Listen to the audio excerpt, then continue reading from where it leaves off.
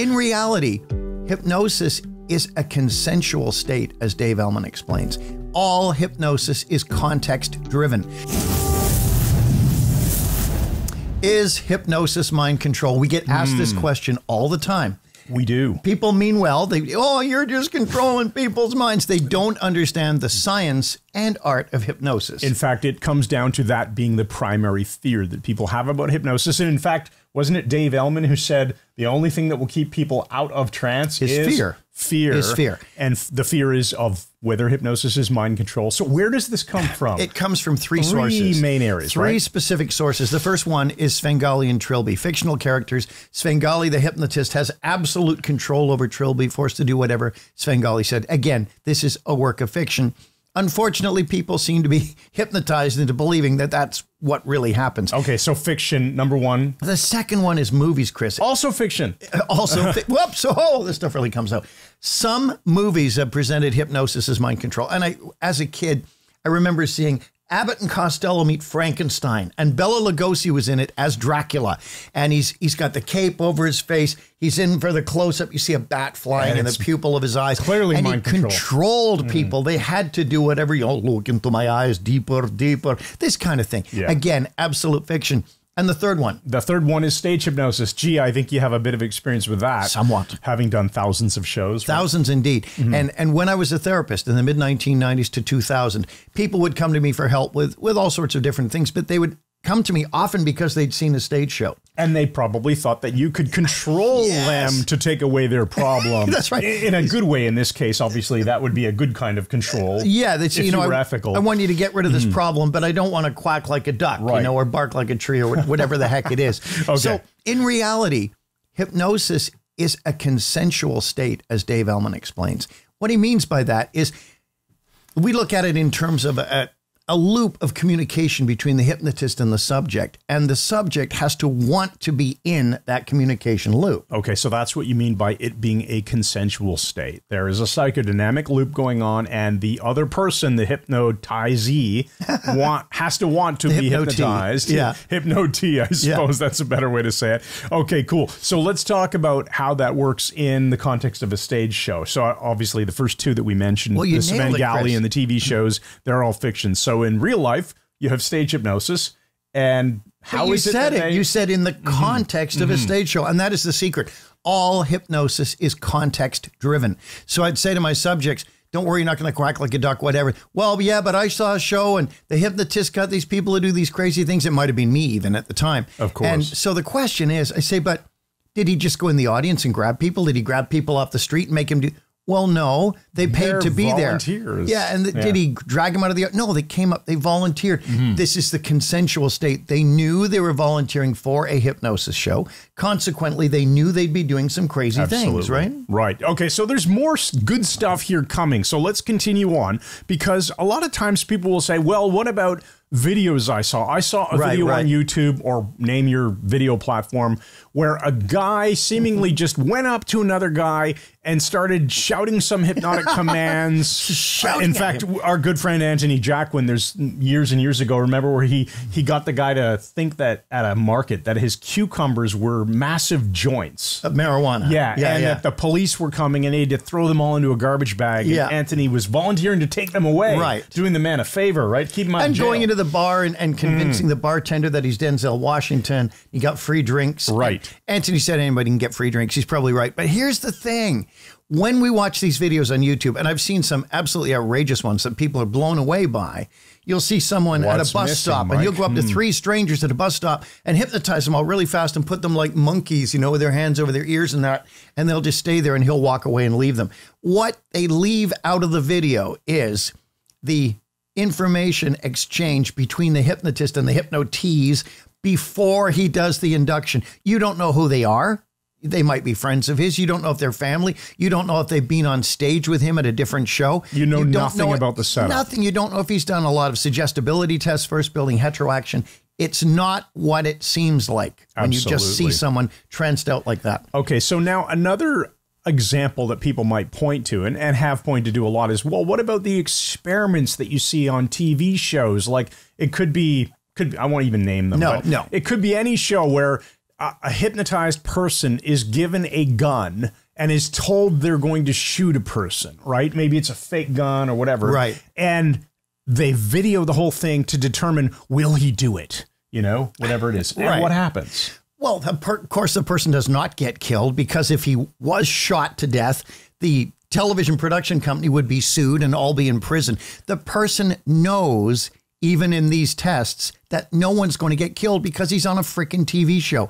There's the whole concept of the hidden observer. Right. Even if it seems like he's seen the gun loaded and the person's there, he's going to go in and pull the trigger, there's the presumption that somewhere in the room there's an observer with a camera, they know it's an watching experiment, who is able to stop this or switch the gun out, something.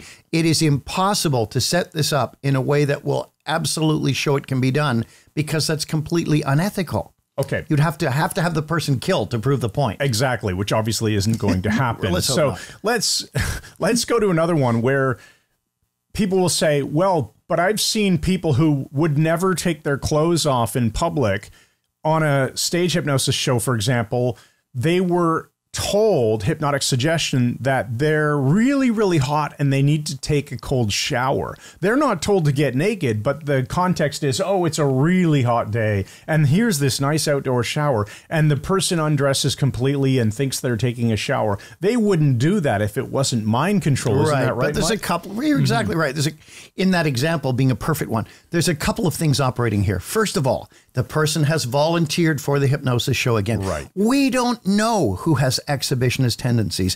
We don't know who, when given the go-ahead in front of an audience, that legitimizes it, whether or not they're going to do that sort of thing. That's it. We can't tell. But the other thing is, there's still the hidden observer phenomena here, that the person may expect to be stopped just in time.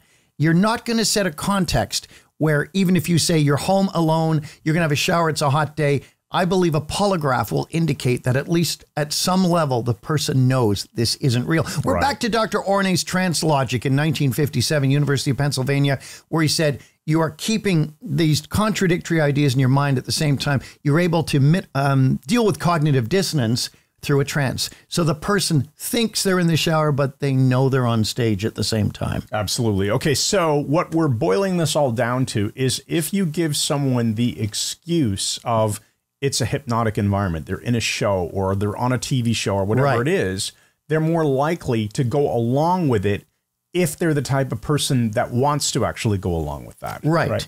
And also the aspect that we said for videos on, you know, that you see online. The setup is missing. Same with the TV show. I've done a lot of television over the years, and I can tell you what you see on your screen isn't exactly how it happened, almost ever. There's always tried and failed, and things didn't work, and they shoot it a different way. As soon as you bring in TV cameras, you change the dynamic right away. Absolutely. Okay, let's go to the rest of our notes here. We've got, well, if it was mind control, Mike, wouldn't you be able to fix any problem simply by hypnotizing a person and commanding away the problem? Of course. And it would work every single time for pretty much any problem that wasn't, let's say, physiological in nature. If it worked that way and it was mind control, every psychiatrist and psychologist in the world would be an expert hypnotist because it would work for them. Just bring all their patients in, hypnotize them, tell them they're normal with their mind control method. Hypnosis would be the easy button to solving every problem in life. You're a smoker and you want to quit smoking, stop smoking, you will never smoke again. It would be the easiest intervention in the world if it was really mind control, right?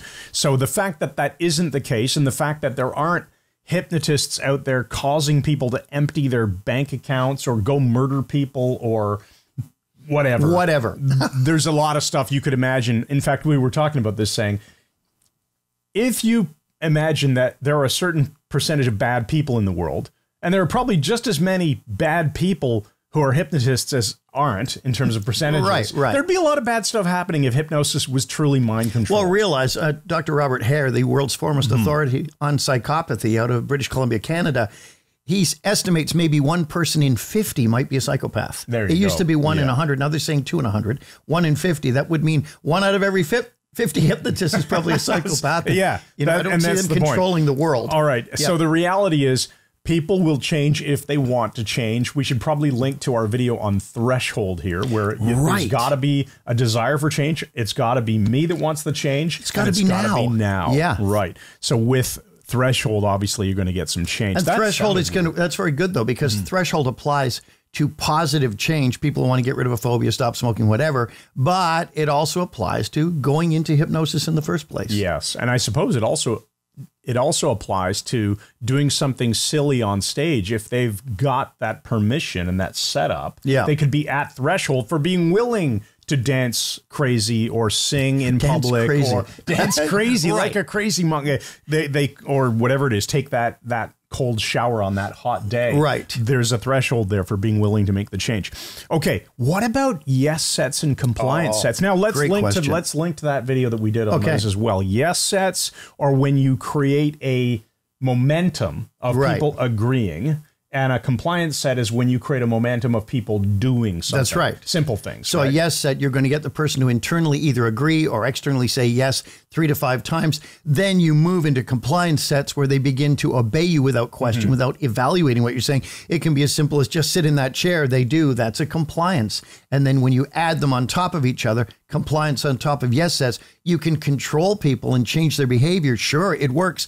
But it's not hypnosis. It's not hypnosis, and that's the thing we need to make sure is absolutely clear. So if you get a yes set and a compliance set, you're getting somebody into a frame of mind where they are more willing to go along. They are maybe more in the right ego state, we could say, to agree to go along with or to believe a certain set of information that you've presented with them that does not anymore violate their internal beliefs or internal thinking processes. Right. So they'll go along with things. So it's not hypnosis. It's simply a tried and true method of influence. That's now, correct. when you combine these things, methods of influence with hypnosis, you can amplify your results. Together. There we go. Right. Absolutely. So let's wrap up this video. What are our wrap-up points? Well, first of all, number one, not everybody will agree to go into hypnosis just because you ask them to. You don't have the power over them to force them to be hypnotized. Right. Absolutely. You don't have that power. And their participation is an active participation as well. Right. Every hypnotist prefers a subject who actively engages